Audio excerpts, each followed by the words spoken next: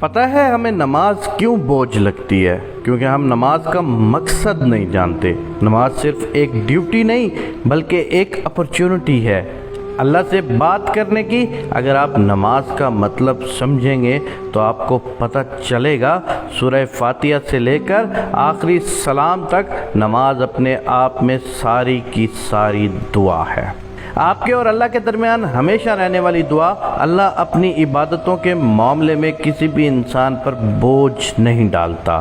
جہاں تک اس کی عبادتوں کی بات ہے وہاں تک اس نے ہم پر صرف وہی کچھ فرض کیا ہے جو ہم آسانی سے کر سکیں اور جس میں ہمارے لیے بھلائی ہو۔ اللہ نے یہ عبادتیں اپنے لیے نہیں بنائی، اللہ نے یہ عبادتیں ہمارے لیے بنائی ہیں کیونکہ دنیا میں انہی عبادتوں کے ذریعے ہم نے سروائیو کرنا ہے اور روز محشر بھی انہی عبادتوں نے ہماری نجات کا ذریعہ بننا ہے۔ ذرا سوچیں کہ اگر اللہ ہمیں انسانوں کے رحم و کرم پر چھوڑ دیتا اور ہمارے پاس نماز جیسی پناہ گاہ نہ ہوتی تو ہمارا کیا حال ہوتا؟ اگر ہمارے پاس رونے اور دعا مانگنے کے لیے سجدہ موجود نہ ہوتا تو ہماری روح کیسے سکون پاتی؟ ہم خوش قسمت ہیں کہ ہم اپنے اللہ سے بات کر سکتے ہیں۔ ہم خوش قسمت ہیں کہ اللہ پاک نے ہمیں ان تمام لوگوں میں ہدایت دی جو بھٹکے ہوئے ہیں۔ اس سے بڑی اور کیا نعمت ہو سکتی ہے؟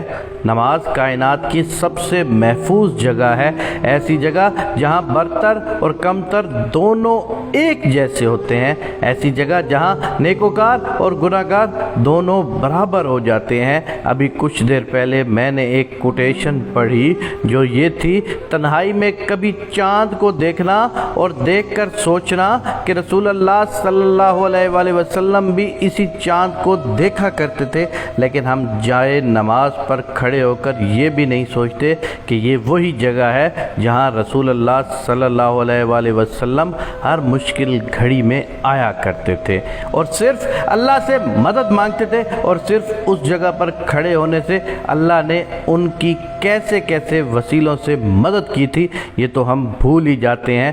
دعائیں نماز سے علیحدہ نہیں ہوتی، آپ جتنی نمازوں میں پابندی رکھیں گے اللہ پاک اتنی ہی آپ کی دعاؤں کی قبولیت کے معاملے میں پابندی رکھے گا۔